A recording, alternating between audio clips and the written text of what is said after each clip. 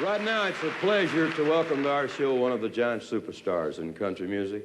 Proud to have him with us tonight. He sings a song about his country like he really loves it. He sings a song about love like he knows what he's talking about. And he sings those prison songs like, well, you'd think he's been there. Merle Haggard. Let me try one. Let's see if I...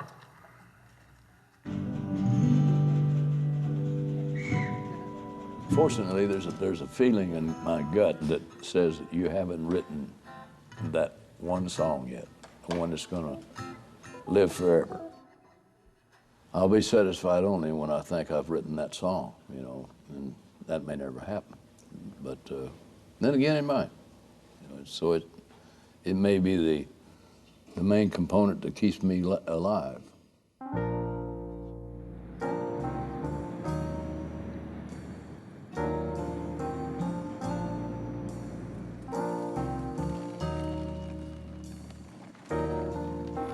Live the kind of life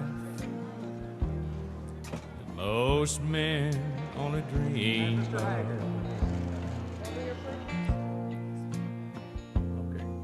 I make my living writing songs and singing them.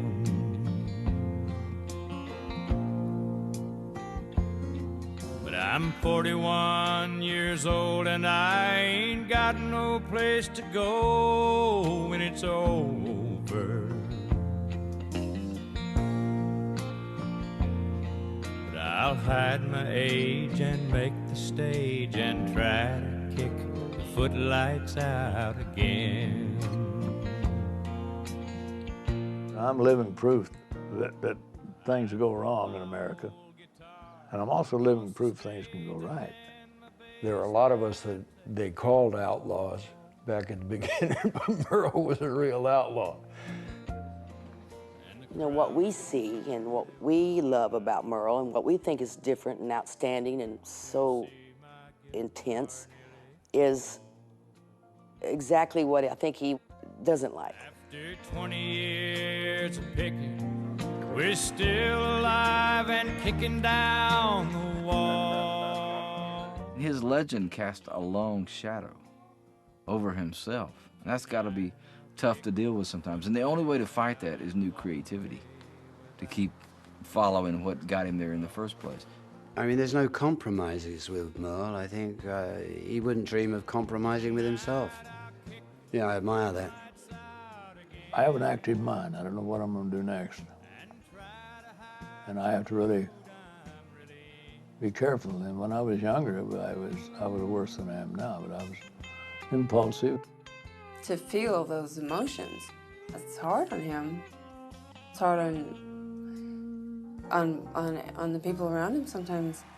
But the songs that come out of it are just, you know, just straight from the heart, you know. But I'll hide my age and make the stage and try to kick the footlights out again. You can learn all there is and look around and there'll be something else you want to learn, you know. So, I mean, you're just never done.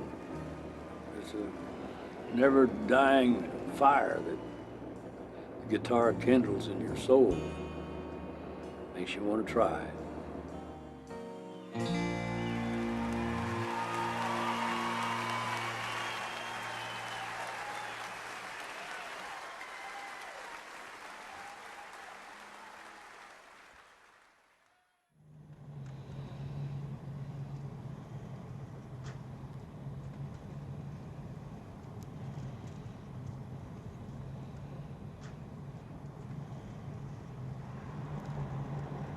Why don't you rub my neck, Teresa? I'm totally stressed out. You know, all my life, I've never had any psychoanalyst or any therapist of any kind ever push the button. But my wife pushed the button the other day. She said, "Why are you trying to punish yourself? How long will you continue?" And it suddenly dawned on me that really all my life I've been, in a way, trying to punish myself. there's some reality to what she said. There's some connection to the whole picture. Now we're going to the boxcar. If I can find it. You hear a train?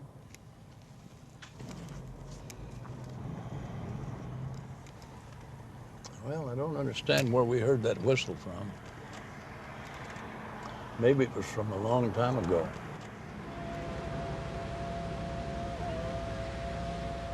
I've always been interested in trains. I went to prison when I was young, and it was the same year that they began to scrap the old steam engines. And when I came out of the prison in 1960, they were gone. There were no more. Waiting for a train. I was raised in a boxcar that was changed into a house and was about a stone's throw from a railroad track. My dad worked for Santa Fe Railroad, and the first 9 years of my life, the railroad was pretty much what we talked about. My dad was a musician. He played all string instruments and sang bass in a church quartet. Had a good voice and could sing like Jimmy Rogers. He could have had success in entertainment, and he chose the family and the home life over that. My good gal trying to make a fool out of me. Lord, my gal's trying to make a fool out of me. Trying to make me believe I ain't got that old TV. He always struck me as maybe the closest thing to Hank Williams and Jimmy Rogers, you know, walking around today. It's interesting because he comes up from that Central California background, Bakersfield, which really has its roots in Oklahoma and northern Texas, you know, the Dust Bowl era. I've been raining like a lion, looks like There was an entirely new sense of the possible for the folks who had drifted in here in the 30s and 40s, like Merle's family and mine.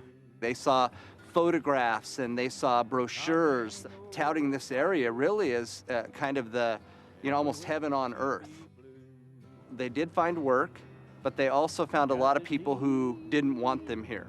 You have to understand what Okie meant in California in those days. It was a bad word. White trash. That was definitely a downer, because the people in California did not like us hillbillies. do you believe? Yes, sir.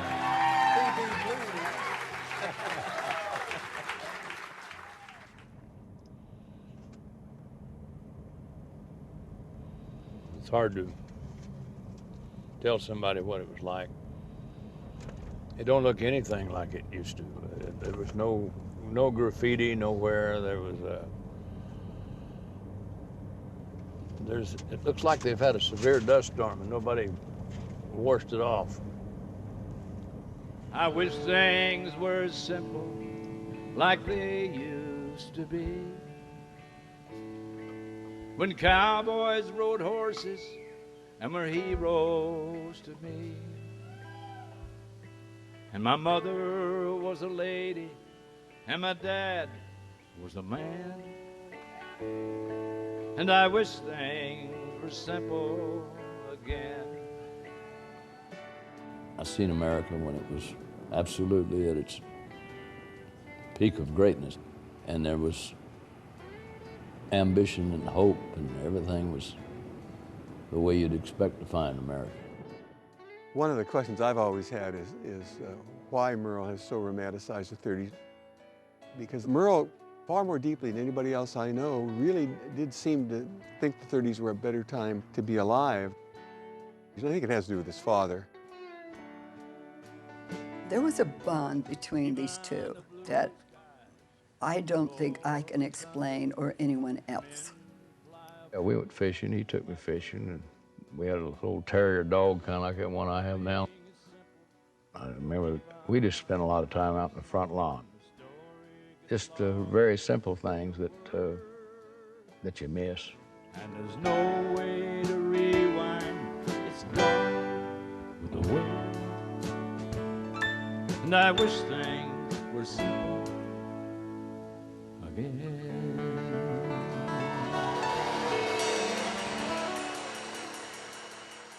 They enjoyed each other so much. And then one day, when he's 9 years old, Dad came home and he said, something has happened to me.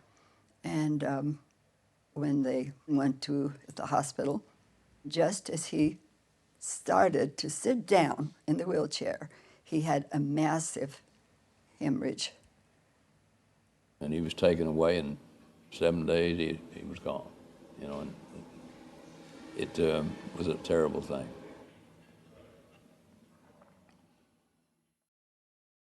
Merle experienced all of that. He experienced his week in the hospital, and he saw his father die.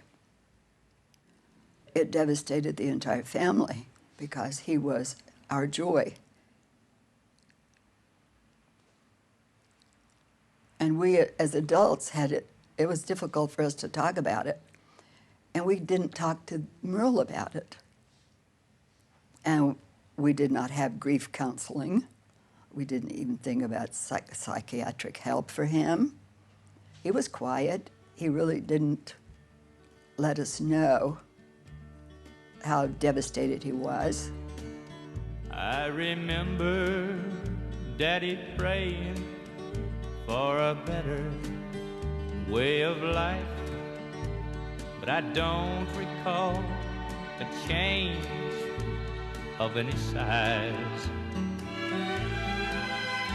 Just a little loss of courage as their age began to show, and more sadness in my mama's hungry eyes. I think a lot of people go through pain, and sometimes you don't have to go through pain to do something good. But you know, he has, and he's in a kind of a overall collective way, he's turned a negative into a positive and made it work for him. And that's part of his talent, you know, it's part of his genius. He didn't have anybody. I mean, there wasn't any, you know, nobody he could really look up to. His brothers were all grown and gone, and so he was by himself. But Mom had to work all the time. I've never been one that could be by myself very well. I didn't always like to be around somebody. And it was real lonely at home. And I guess that, more than anything, was what caused me to run early. I craved to do things that was not really normal for a kid to want to do. I wanted to ride freight trains. Unlike most of us who would talk about it and maybe even lie about it, he did it. First thing I remember knowing was a lonesome whistle blowing and a youngin's dream of growing up to ride on a freight train leaving town, not knowing where I'm bound, and no one could change my mind, but Mama tried. I always thought of him as being sort of like Huckleberry Finn. He was just a bold guy. He kind of raised the bar on adventure. But all my Sunday learning, the bad I kept on turning till Mama couldn't hold me anymore. Well, you know, being young, there was somewhere else. That train took you somewhere else. I didn't know what was somewhere else. I didn't know what was there. But I knew that I should try to find out. He was a constant problem to Mother, and she was constantly having to retrieve him from some distance. We used to steal cars and wash them and clean them up and fill them up with gas and leave $20 on the seat and say thank you. And then we'd get caught now and then too, you know, and they didn't write it up how humorous it was, you know, it was just car theft. road daddy, rest his soul, left my mom a heavy load. She tried so very hard to fill his shoes. My mother couldn't do anything. She was a little old woman. And I was a rottenest kid. I hated a lot of things. Really what I was upset about was my dad's death, I think. If he'd have been there, he'd have straightened me out. I turned 21 in prison, doing life without parole. My mama tried to raise me better, but her pleading I denied. That leaves only me to blame, 'cause mama tried. It was like he was mad at the world. His world had been destroyed. And he couldn't find another world that satisfied him. Leaves only me to blame, 'cause mama tried.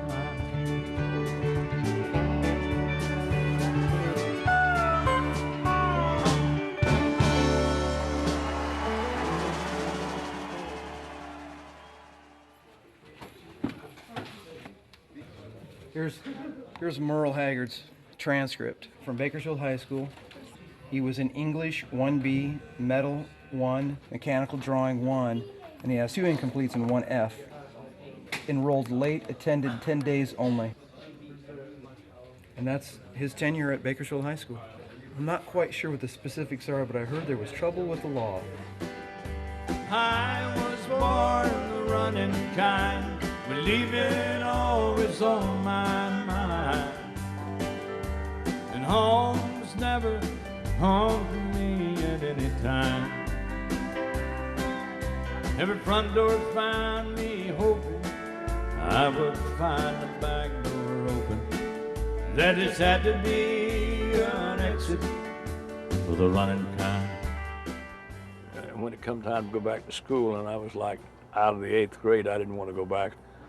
We got into a beef over that, and they sent me to 6 months in a little road camp, like I'd robbed a bank.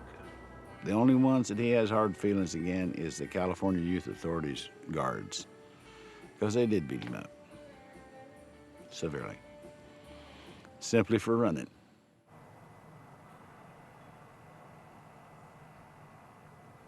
TSI was a school I was at a couple of times in my life. It was a cadet operation, you know, and you marched everywhere you went. Preston School of Industry. I did that when I was like 13 or something, 14. And they don't wash off.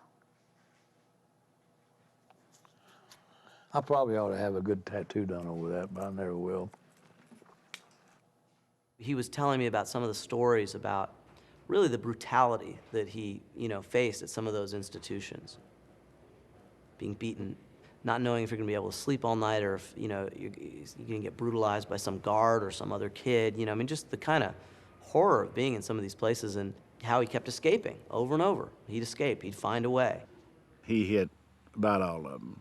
He escaped, I think, 17 times before he was 17. And then as soon as he'd escape, he'd get put back and he'd somewhere more brutal and for longer. And I said, well, why'd you keep escaping? And he said, I don't like to be told what to do, simple as that. Intermittently, he had jobs and he worked and he played music at little honky-tonks. If you got the money, I've got the time. We'll go honky-tonkin' and we're gonna have a time. We'll make all the night spots, dance to the music fine. If you got the money, honey, I've got the time. Lefty Frizzell was an artist that influenced me a lot. I was like 16 years old, and he'd been a star for about 4 years. Merle was kind of shy, as the story goes. And his buddy piped up and said, "Hey, Lefty, my buddy can sing just like you." And like, whoa. And Lefty said, "Well, boy, do it." Basically. I guess you would say that was probably the beginning of my career. I went out there and did 3 songs with his band, and there was a couple thousand people there. And Roy Nichols was on guitar. And at that very moment in my life, Lefty Frizzell and Roy Nichols were my my idols. They were the guys that I was trying to get where they were at. I wanted to play guitar good, and I wanted to sing good.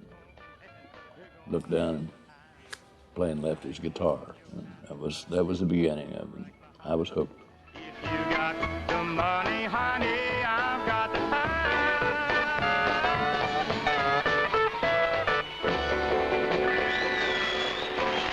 Good morning, the breakdown. And out here in California, Bob Wills and the Texas Playboys was like the king of entertainment. Everyone, every radio station there was. When he came to town, everything stopped. You know, everybody went to the dance. He influenced me a lot. Of course, he fell in love as a teenager. He married a young girl, and they started having children. Sweet little thing, but had absolutely not a clue who she was married to, or the potential, or how to be a mother. It was just not something she could handle. She was in and out of our life. She had a drug problem, and so due to that, she was incarcerated a lot of our life. She was not happy with me working in the nightclubs, and we had a lot of problems about it. And anybody who would have stepped in and analyzed our life at that time would have said, you know, I was totally in the wrong. I should have been working in the oil fields and taking care of children. And it would have appeared that way because it didn't look like a success story at all. Did you ever steal a quarter when you was 10 years old? Ever wear a brogan with a hole in the sole? Did you ever ride a freight train while running from the law? I've done it all, Lord, Lord, I've done it all. Hey. I started to admire the wrong kind of a person and got myself in trouble on a burglary thing.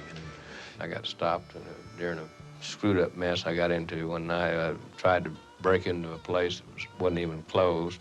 We were all drunk. And wound up in San Quentin when I was 19.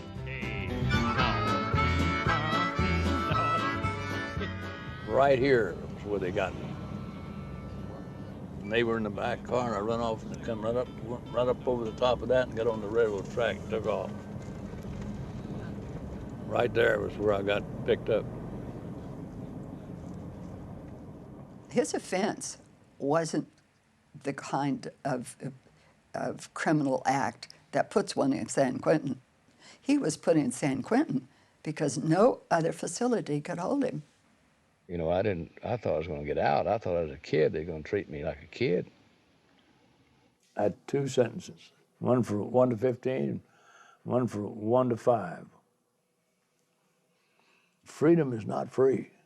You know, if you want to take advantage of the law, you've got to have an attorney to help you. Poor people don't get justice in America. And I was one of those poor people. We got prisons all around us now, haven't we? We got one.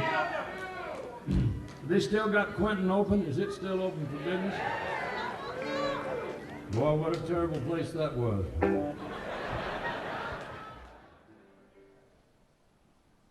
The walls are 70 feet high.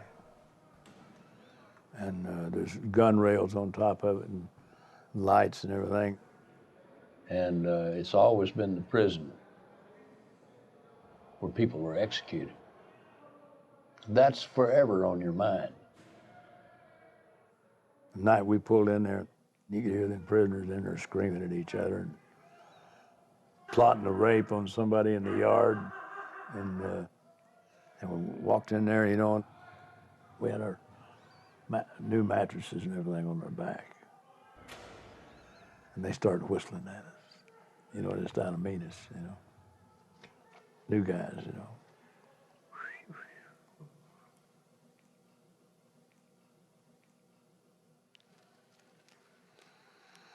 Yeah, it was scary. It was all of that.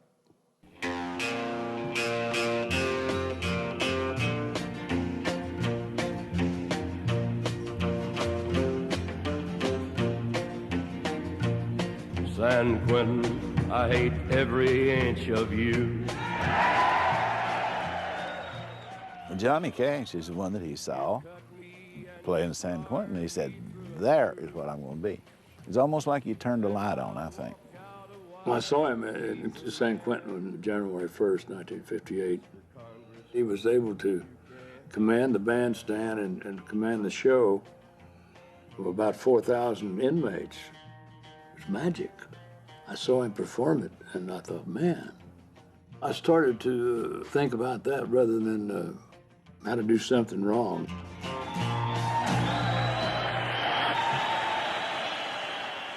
Even there, he was still in rebellion. I was selling beer by the quarts, and I got into some of my own beer one day, got drunk, and fell into the latrine and got arrested up there on the yard. And they come over and handcuffed my ass and took me to the top of up where the gas people. They threw him in the hole for 7 days. It's meant to break you, and it does. They took everything away from him. But I think he had a blanket and a Bible.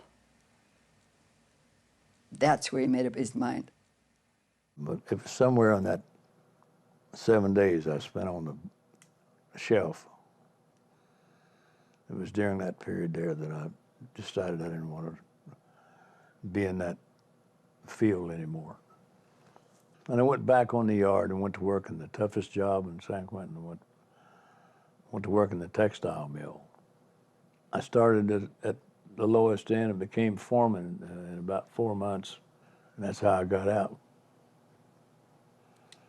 They put me back on the streets February 3rd, 1960.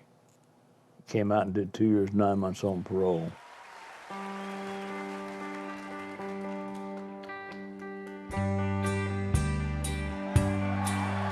Down every road, there's always one more city. I'm on the run, the highway is my home. I raised a lot of cane back in my younger days. Mama used to pray my crops would fail. Now I'm a hunted fugitive. I've never heard another singer say the word shame the way he says the word shame. It always seemed like some kind of a touchstone for him. We appreciate the fact that he was in prison and the fact that Johnny Cash was inspirational to him and the fact that he was afraid to tell anybody that he was in prison. Down every road, there's always one more city. He doesn't like those things about himself, and we adore them. I'm on the run, highway is my home. I don't want them to think that I'm bragging about being the joint, because it's not, that's not what I want them to like my music, not like me because I've been somewhere they haven't been. But it's still one of the big reasons they come, I think.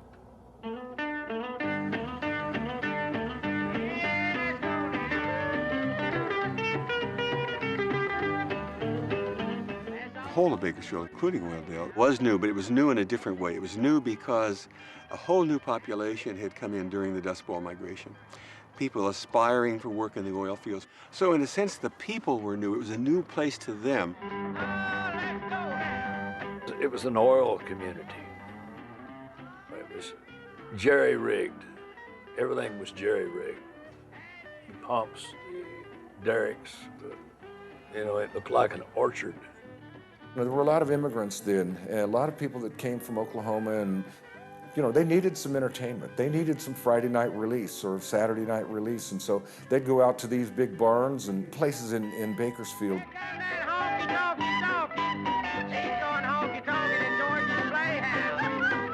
The main club back in those days was the Blackboard. That was the first one everybody wanted to go to, Sad Sack out on Edison Highway, the Lucky Spot. And then there was the Barrel House that was just not too far down the road. One thing led to another, and pretty soon you've got a strong alternative popular music that's arising in this area. I've got a tiger by the tail, it's plain to see. I won't be much when you get through with me. The thing about California was the honky-tonks were rougher and tougher, the music had to be tougher. They could take in rhythm and blues influences and jazz influences and all these things and create something that was totally unique to that time and place.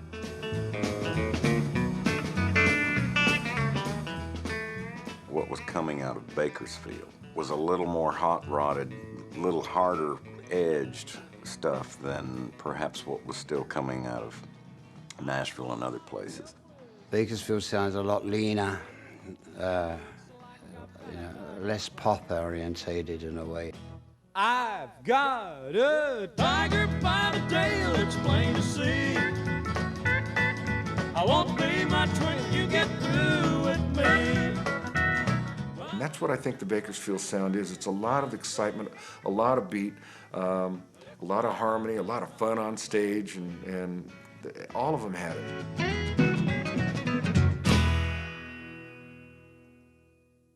I'd been out of the joint, was still on parole, and somewhere about 18 months I met Fuzzy.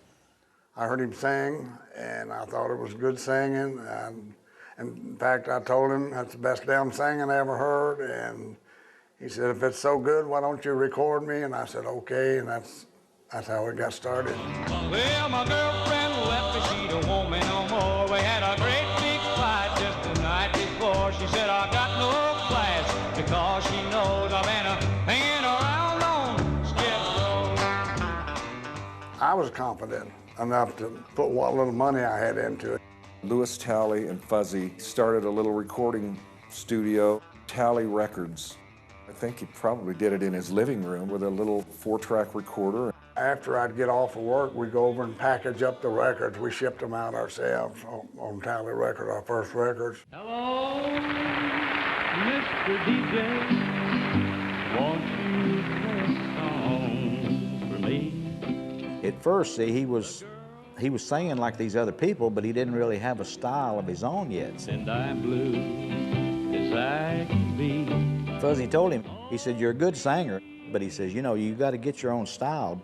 You can't sound like Lefty Frizzell or, any of these other guys. You're gonna have to sort of get your own thing going, It seemed like there was a period where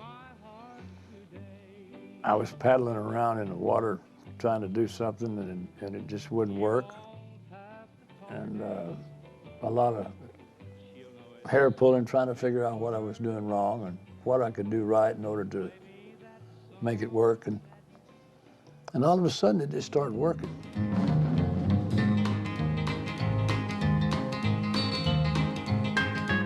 Bonnie had been married to Buck Owens, divorced him, and had been with Fuzzy, and everybody figured that Fuzzy and Bonnie would get married because they'd been together for a long time. And they both set their own careers aside and went to working on me. Slowly but surely I'm falling in love with you. Slowly but surely my dreams will come true if I spend my lifetime. She had records in the charts, and she was directly responsible for telling people, you need to book this guy from Bakersfield because he's going to be a star. And they liked her so much that they tried me. Yes, I'm falling in love with you. I do know that he was having a bad marriage, but I never ever thought he had any interest in me or anything, because we was like buddies, And then he said, if I get a divorce, will you marry me? And I said, no, I wouldn't. How long have y'all been married? Bonnie, how long have we been married? June 28th, 1965. It's about 9 years, I think. I see. Did you remember June 28th? No, I don't remember dates very well. I always ask Bonnie when I want to know those type of things. Merle needed my mom a lot, especially in those early days, because he was still a pretty wild guy. He was still pretty raw. He was actually very shy, real shy. And it took a long time to get over that. It's a great song. Here's Merle Haggard to sing one called House of Memories. My house of memories is all I own. It was like he didn't know he'd be accepted by anybody, you know. My house is a prison where memories surround me. There's no place to hide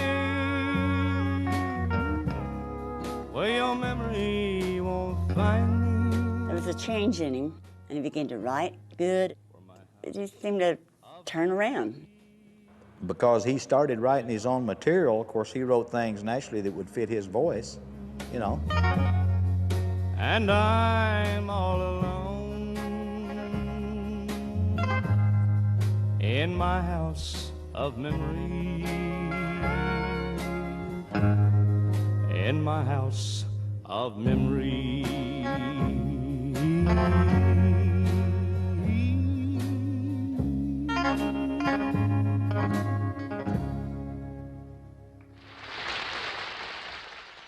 But he gained some confidence in himself, and it was like, it's really something good to see, you know. I think that's the whole search, is to become yourself. If you can do that in front of public or whatever you're doing, if you can be yourself, you're going to make it. That's just simple. When I began to succeed, I decided I didn't want to do it without a band, and Roy Nichols came to me, and he and I put together the Strangers.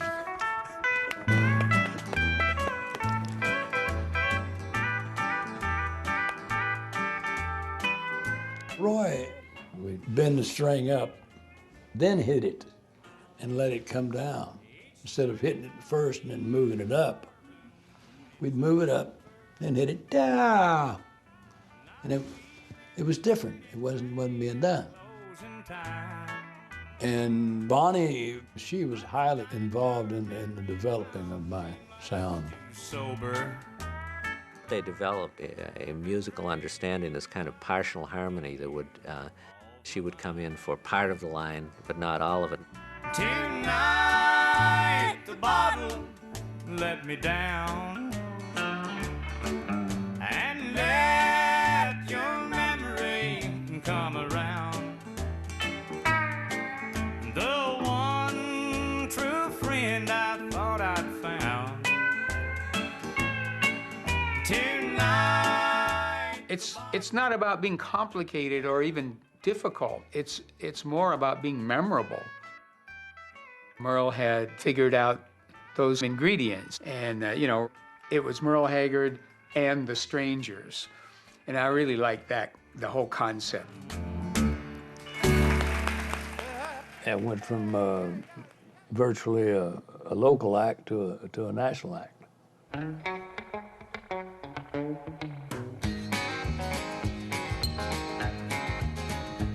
It's a big job just getting by with 9 kids and a wife.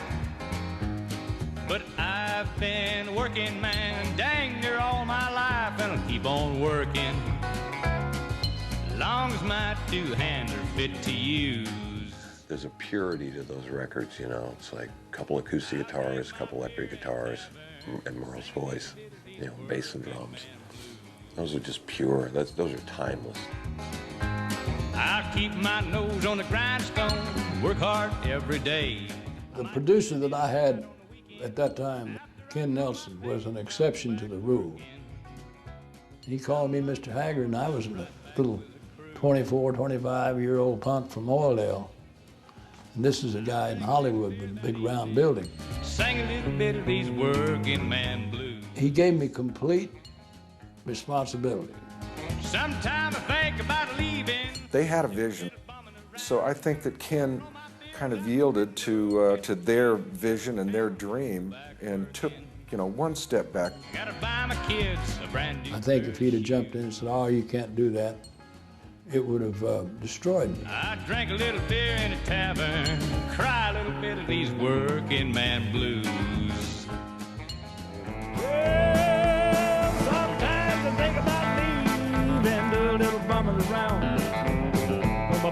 the window, catch a train to another town, or go back working. Got to buy my kids a brand new pair of shoes. Drink a little beer at a tavern and then cry a little bit of them working man blues. All right, work on it, Marty. I think Merle taught people, listeners of country music and all music, just who was working the assembly lines, who was driving the trucks in America, who was pouring the coffee at the diners. Those kind of women and those kind of men get together in Merle Haggard songs. Merle Haggard sings from the heart. You know, he knows about the life of people, how people live their life and stuff, and that is portrayed in his music. Never been on welfare, and that's one place him will not be. He'll be working as long as his two hands are fit to use. Drink a little beer at a tavern and then try a little bit of these working man.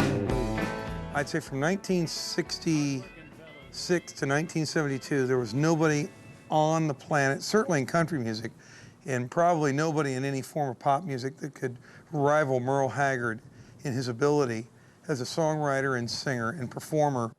It seemed like everything I wrote was going to the top, and I had a good handle on what would go to the top. He's got a nose for what he should do and shouldn't do, and he trusts his gut. I mean, it's just like his songs. Everything is connected to the gut. You know, that's how he operates. Dick Clark said to me one time years ago, he said, you know, I begged Merle Haggard, about 1968, I went to him and I said, you're a movie star. Please, would you just cut one or two pop songs? You could be as big as anybody in terms of crossing, you know, over. And Merle said, it's not what I do. What he's trying to do is to follow his own path. And that's one of the reasons, I think, why he's continued to make such vital music, because he just listens to that course that's inside him. The warden led a prisoner down the hallway to his doom.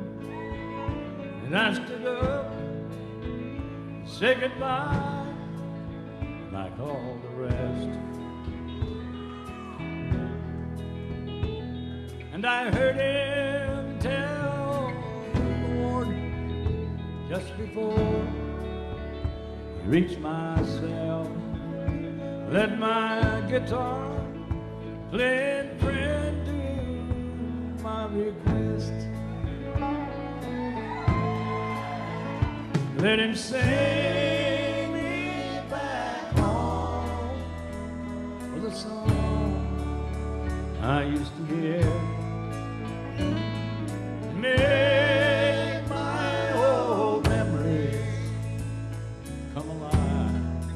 Sing Me Back Home was written years after I was out of the joint.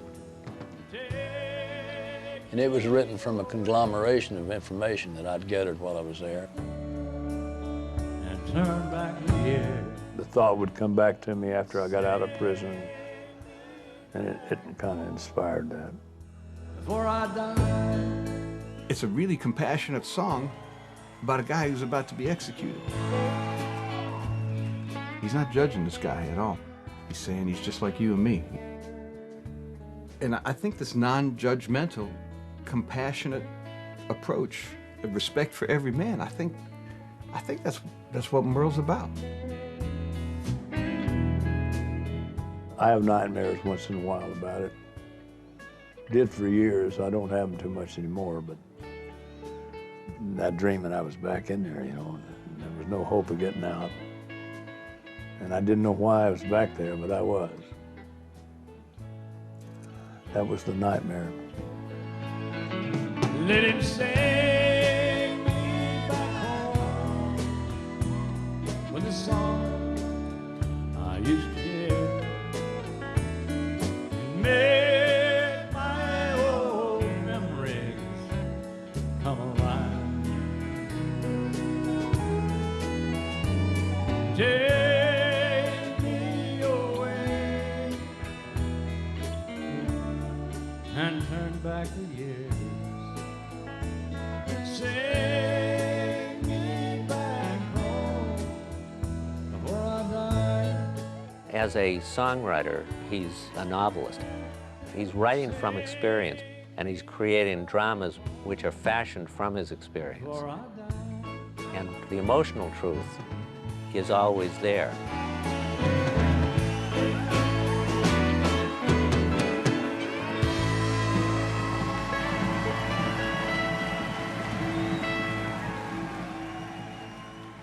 Haggard really started to stand out for me around like 68, 69, 70. It's like when I started, like, oh, Merle Haggard, I'll buy that, you know.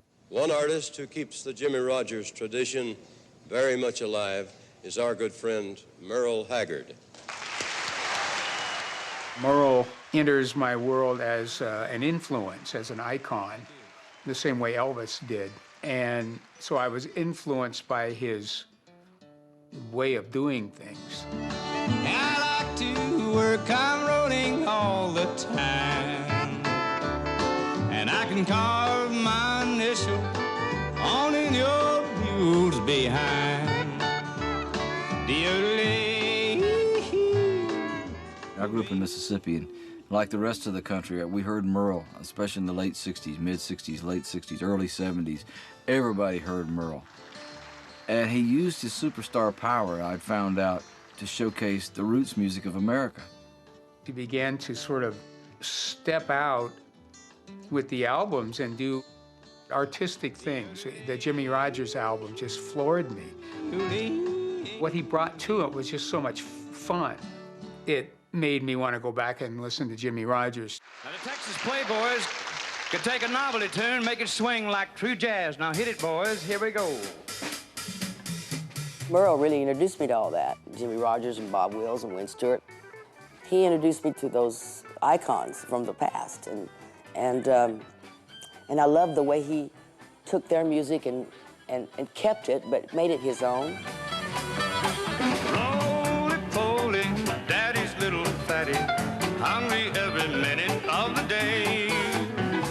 Roly-poly, chewing on a biscuit, he likes everything from soup to hay. There was a very noticeable freedom about the whole thing. And Merle took that freedom to such a joyous place.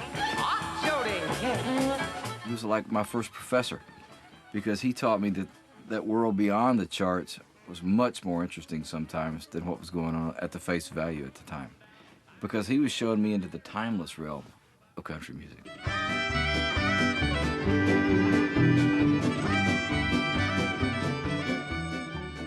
The incredible thing is not that he idealized Jimmie Rodgers and Bob Wills and Lefty Frizzell, but that he carried on for them, you know, to this day. Take me back, Tulsa, I'm too young to marry. Take me back, Tulsa, I'm too young to marry. And that's one of the other incredible things about Merle. He's the last guy who can stake a claim, a real claim, to those original pioneers of American music. And he is a direct connection to those people. When he's not here, that direct connection will be broken. Take me back, Tulsa, I'm too young to marry. Take me back, Tulsa, I'm too young to marry. All right, Don. So he became a kind of hero of Dylan, the Stones. All these people really followed Merle. The Grateful Dead were covering him. They did this song, Okie from Muskogee, you know, which confused everyone and kind of changed that a little bit. I wrote a song for my father. He was from the great state of Oklahoma. A lot of people over the years asked me, why did you write that song, Okie from Muskogee? We don't smoke marijuana in Muskogee. We don't take our trips on LSD. We don't burn our draft cards down on Main Street. 'Cause we like living right and being free. She grew up in the 60s, and we're around when Okie from Muskogee came out. It became a rallying cry for a real schism in this country. There's a certain element of the working class in this country that's conservative, represented by the songs and the poetry of a guy like Merle Haggard, you know. So you can't pigeonhole people. And I'm proud to be an Okie from Muskogee, a place where even squares can have a ball. Especially if your parents were migrant fruit pickers, you have a lot more in common with, you know, with the Mexicans than you would with the college dropouts. That's how I got into it with the hippies. You know, I thought that they were unqualified to judge America, and I thought they were looking down their nose at something I cherished very much. And it pissed me off. And I thought, you son of a bitch, you've never been restricted away from this great, wonderful country. And yet here you are in the streets bitching about things, protesting about a war that they didn't know any more about than I did. They weren't over there fighting that war any more than I was. I remember going to see Merle Haggard at Cobo Hall in Detroit somewhere in the late 60s. And I had to put I had really long hair, I had to put it up in a hat because I would have gotten beaten up. Okay. I probably agree with him. You know, it was long hair didn't represent what it does now.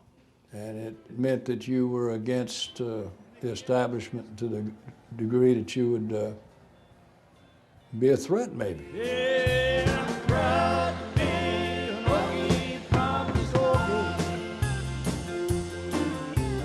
place where even squares can have a ball.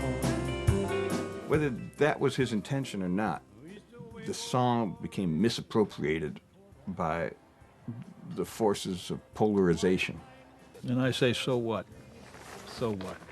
I mean, you know, a lot of the people on the other side of the fence were on the other side of the fence with their parents' credit cards and cars and gasoline and everything, you know, and, you know, I mean, I think it helped his career. The country music male vocalist of the year. Single of the year, 1970. The country music entertainer of the year, 1970. Okie from Muskogee. Okie from Muskogee, Merle Haggard. No, again. Merle Haggard. Merle Haggard. And so he became, from that time, very identified with that song, even though it wasn't really ever clear how seriously he meant that song. I mean, you can ask most people, even now, what they know Merle Haggard for is Okie from Muskogee, and they're not so sure, you know, they like the message.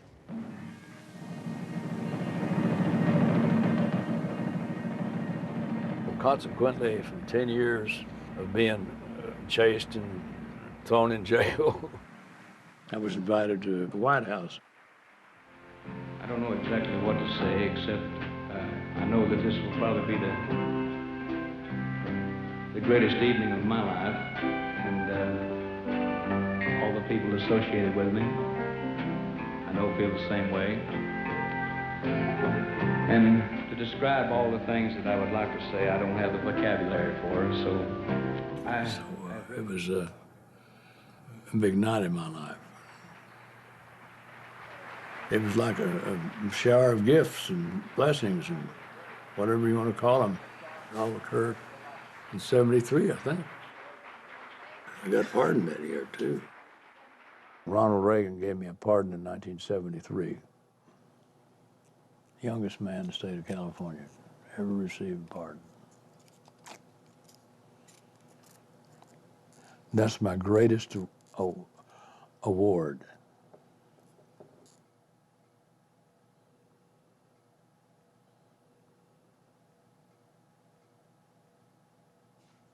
What do you like to sing about? Life. Just all aspects of life. Good and bad.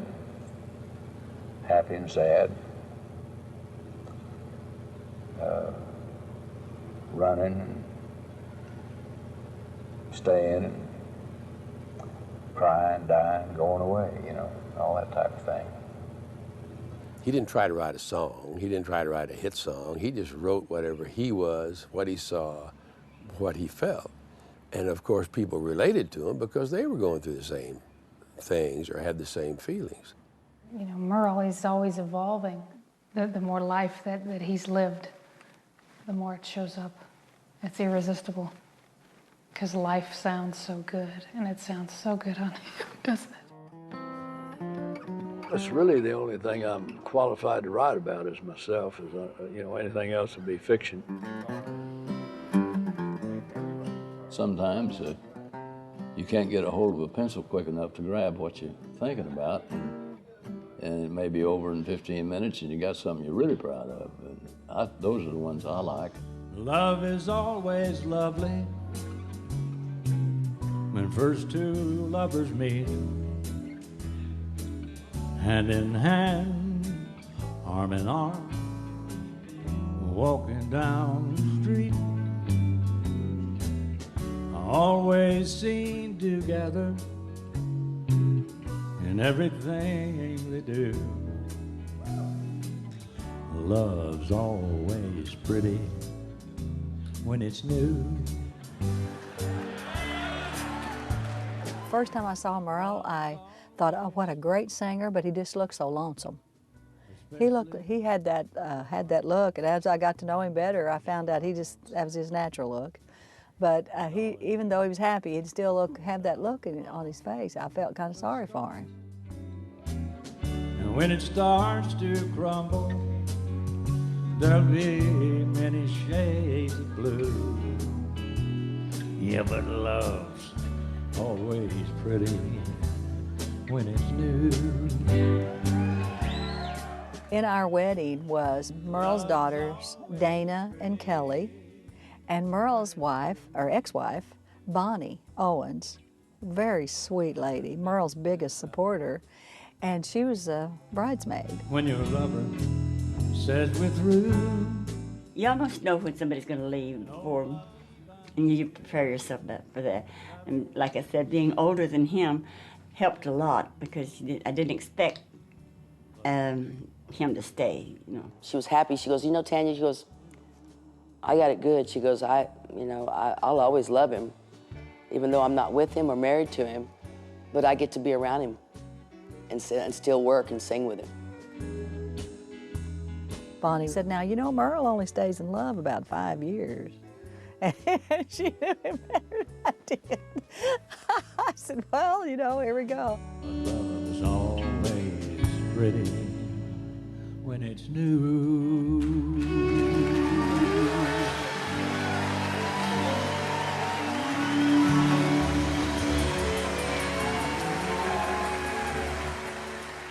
I worked off and on the road with Merle for about 9 years, and we were together that long.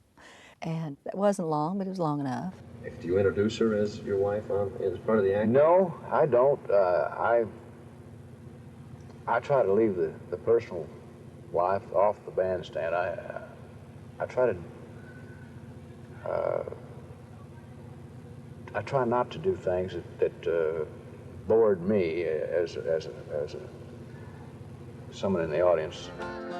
Each line that you wrote, I know in detail, all alone in this world, with yesterday's mail. Merle was very dependent on Leona. But I think maybe it might have been a little bit of a, edge of a competitive thing going on. He said something about after Leona, he'd never ever marry another woman that wanted to be in show business and wanted to be in the music business. You have to find something funny because it could be really sad. People break up and they cry and everything. I'd done enough of that years ago. Bonnie had mentioned to me, she said, Leona, we ought to get together and write a book. Well, what are you going to call it? The Two That Got Away? That's all in fun. Oh. Memories and drinks don't mix too well. Jukebox records don't play those wedding bells.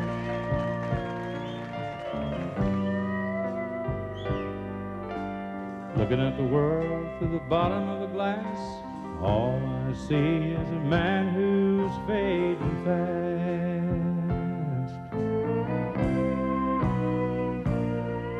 Tonight, I need that woman again, what I'd give for my baby to just walk in.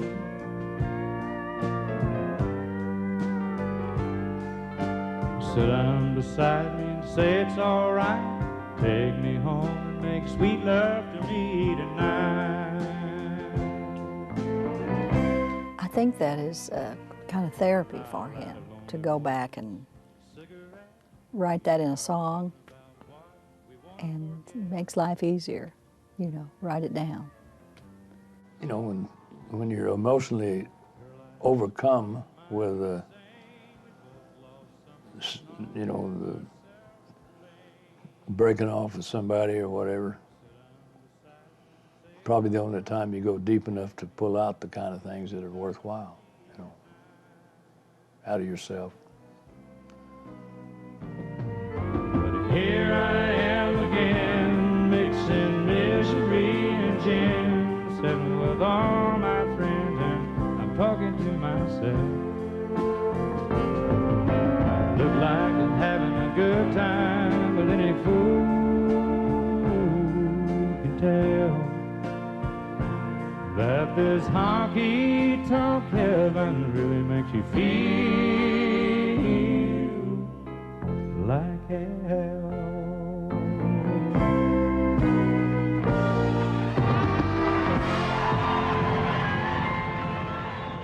I mean, sometimes people don't want to be happy, you know. He's become comfortable with it, comfortable with the pain. He's not feeling pain. It's hard for him to feel anything else. It's a normal way of life for him, unfortunately.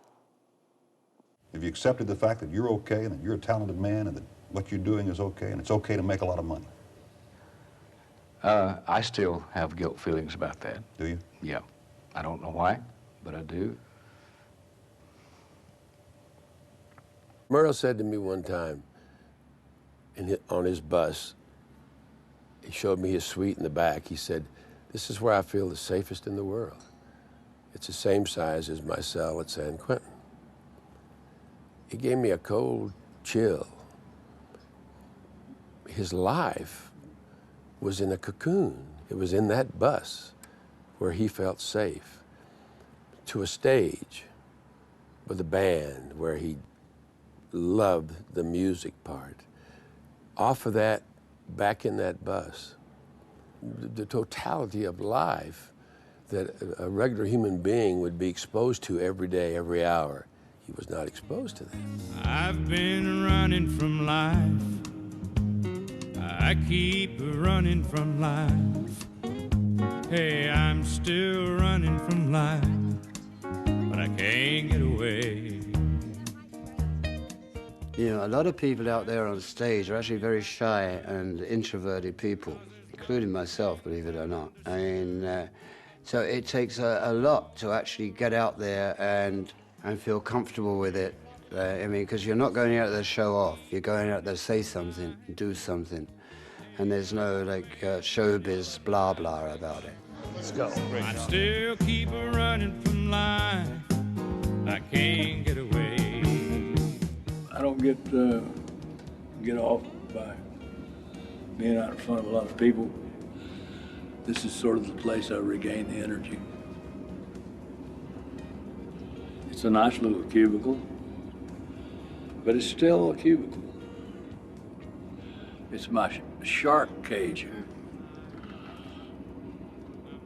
Place to hide. Everyone wants to be free.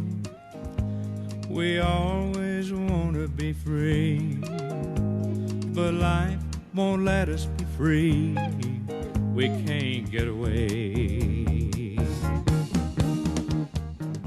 If you're an artist or a human being that lives on raw emotion like Merle Haggard, that's why the songs are so beautiful.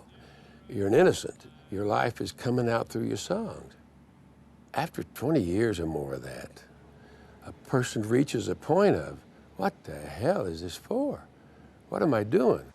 Things that you've enjoyed for years don't seem nearly as important, and you're at war with yourself as to what's happening. Why don't I like that anymore? Why do I like this now? And finally, I think you actually go through a biological change. You know, you just become another. Your body's getting ready to die, and your mind doesn't agree. I live the kind of life that most men only dream of.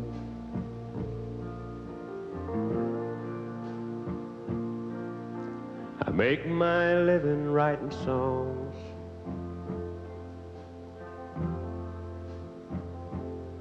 and singing them.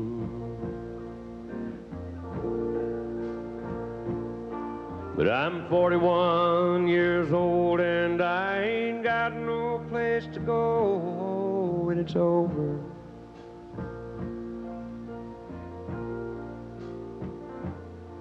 But I'll hide my age and make the stage and try to kick the footlights out again.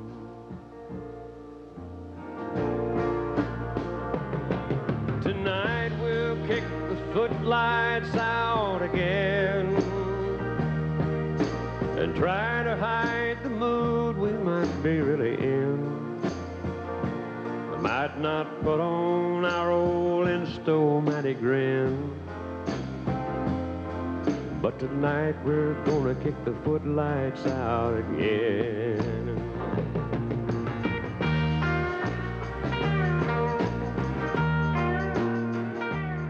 Footlights was real. That's the way I felt at the time. I felt like I was on top of the world in music and ready to fall off the cliff at any moment, you know, and where do you go from here? But I'll hide my age and make the stage and try to kick the footlights out again.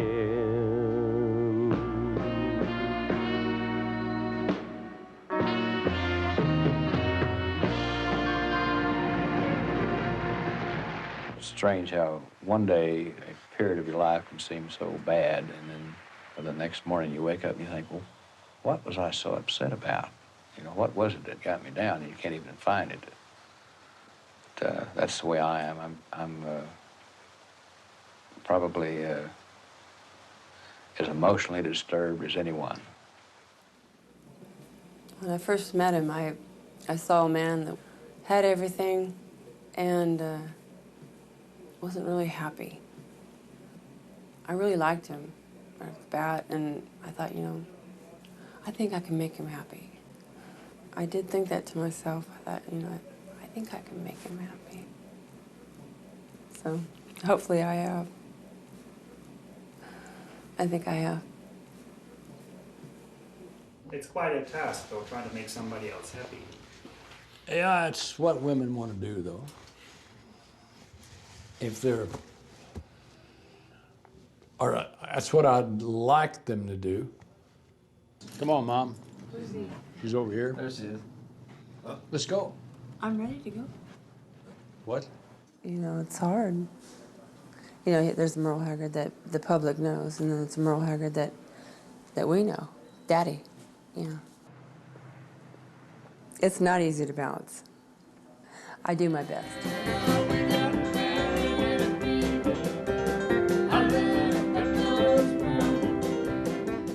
Teresa and I have been together about 24 years. She's helped me in many ways, and I've tried to teach her how to write music. I brought her into the group, and she had a good voice, and I trained her how to sing.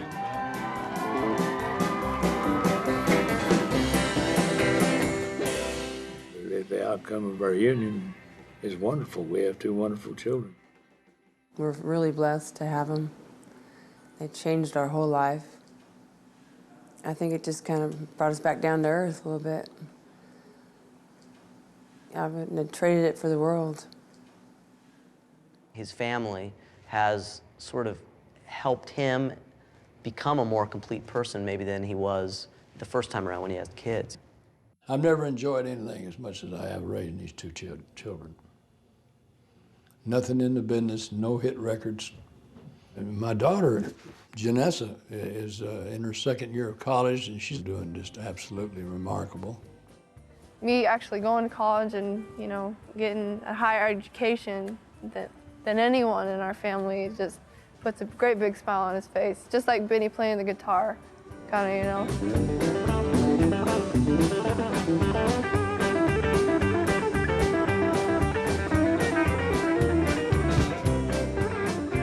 I'm a very nervous type of a kid, but I feel very comfortable up there, you know, like it's something I'm supposed to be doing.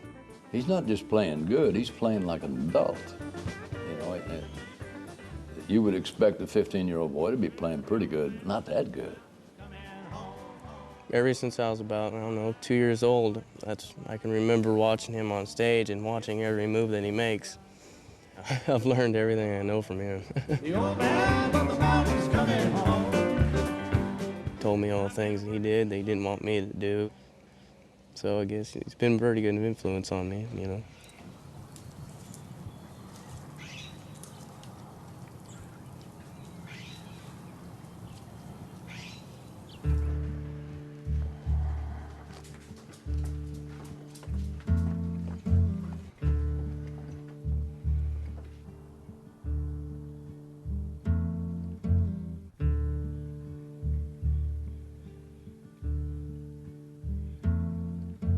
We'll have roses in the winter,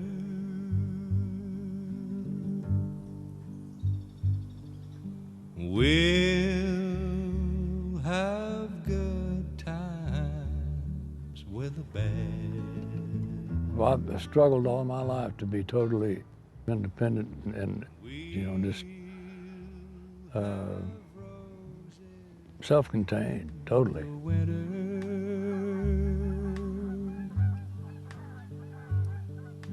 Love is all we have to have. A little away from Walldale.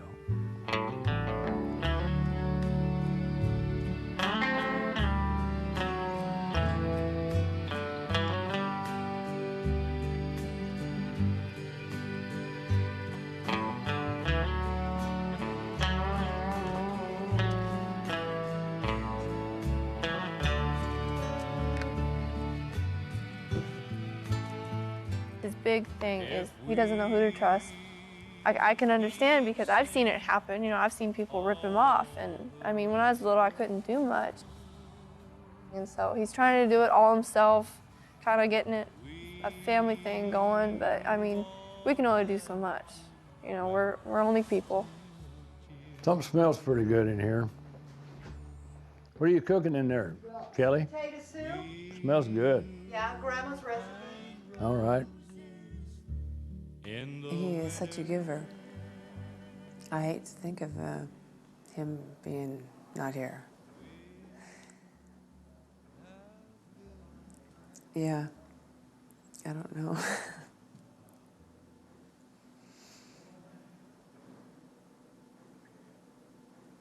I'd hate to lose him, I know that. I want to thank you for your prayers. I went through a tough deal this year, and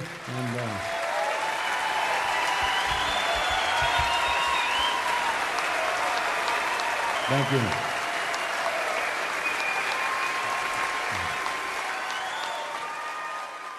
That cancer, pretty tough deal. Proud to be alive. You know, that was a death sentence. Merle's a rock, you know. I mean, if there's anything to beat it, he'll go when his time comes, same as me, you know. I mean, we've looked it in the face, we know what it's like. You know, it's just a matter of going there, you know. But I mean, nobody's in a hurry.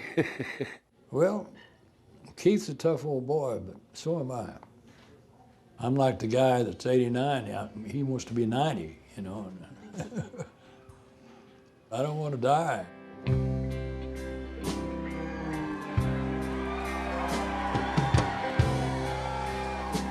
I wish a buck was still silver and it was fat and the country was strong.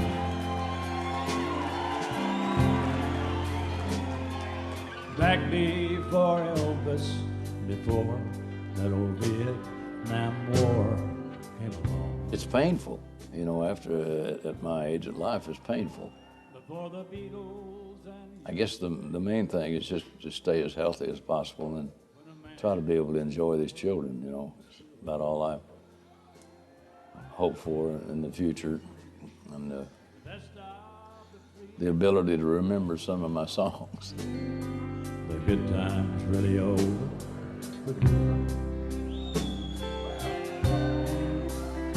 I wish Coke was still cola and the joint was a bad place to be.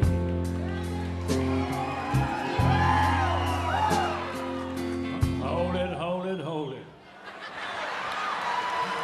I wish Coke was still cola and the joint was a nice place to be. It was back before Nixon lied to us all on the TV. He's trying so hard. He works so much, and you know that's kind of why he gets upset sometimes, is because he's worried about us. You know, what happens if he dies? You know, he's just worried about his family. Best of the free life behind us now. The good times really over. It's like to sing it with me real loud. I'll be rolling downhill like the snowball, headed for hell. No kind of chance for the flag or the Liberty Bell. Wish a Ford, the Chevy, would still last 10 years like they should. Best of the free life behind us now, and the good times ain't over. We can get people back to work, but the good times ain't over.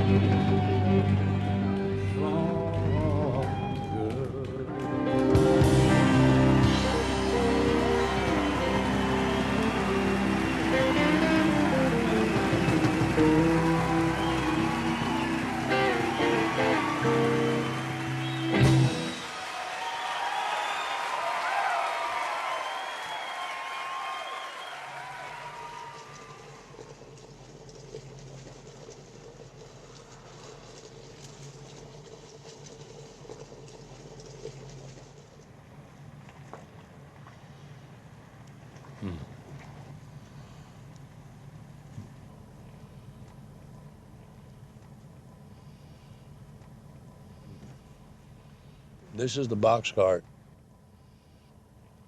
Dad built that with his hands. And I noticed that it's worn out. That was my little room that they put on. See the end of the boxcar there? Somebody just really doesn't care. And that's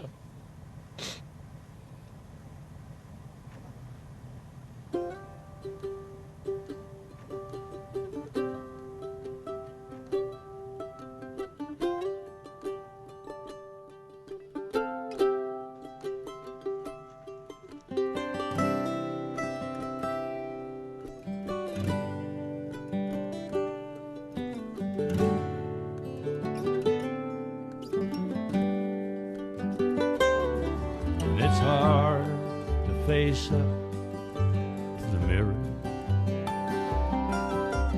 and leave all the habits on the shelf until he gives me my call.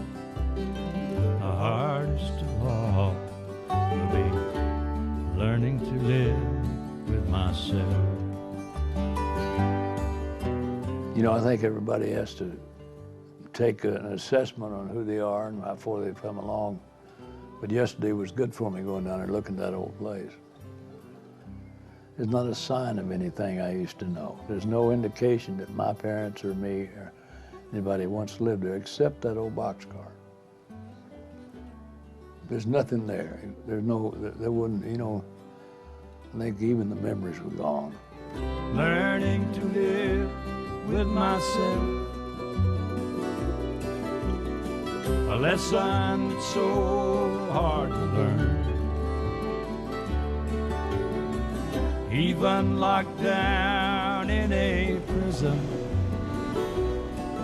there's a cellmate with friendship to learn.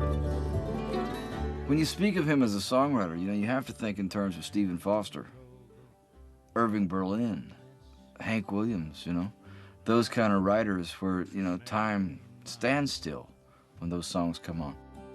He just continues to put out what's basically it's soul music, and he'll probably be doing that till they throw dirt on him. Learning to live with myself. I'm a big fan of your music. Are you really? A lesson that's so hard to learn.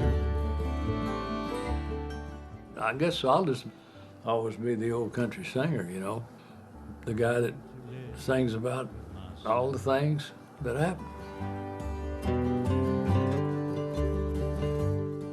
Do you think he's getting better at learning to live with himself? No. I'm 70, going to be 71 years old, and you know, if they give me life in prison, it's only been a couple of years. So, look 'em, you know. I'm no longer a fugitive, and I'm not on the lam. And I'm just a rambler. I am what I am. I do what I do, 'cause I do give a damn. And I'm not a tramp, and I'm not a drifter. I am what I am. I'm just a seeker, and I'm just a sinner, and I am what I am.